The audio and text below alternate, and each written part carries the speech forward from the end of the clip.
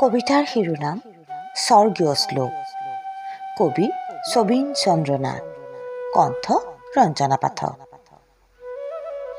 মোৰ সাহসী আত্মবিশ্বাসটোৱে মেঘাচ্ছন্ন আকাশৰ চোতালত দুখবোৰ টানকৈ বান্ধি এটি দুৰন্ত ঘোঁৰাৰ লেগামত ধৰি নি দলিয়াই দিলে নৈৰ দ ঘাটত।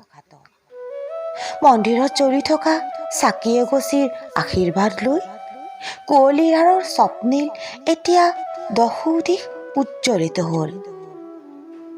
মোৰ হেঁপাহবোৰে সমন্বয়ৰ সাঁকো নিৰ্মাণ কৰে, দুই ওঠৰে নিগৰি অহা মুখশুদ্ধিৰ স্বৰ্গীয় শ্লোক এটি আবৃত্তি কৰে আৰু দলিচা এখন পাৰি দিয়ে শান্তিৰ ভাওনা প্ৰদৰ্শন কৰা হওক বুলি। আৰু দলিচা এখন পাৰি দিয়ে শান্তিৰ ভাওনা প্ৰদৰ্শন কৰা হওক বুলি।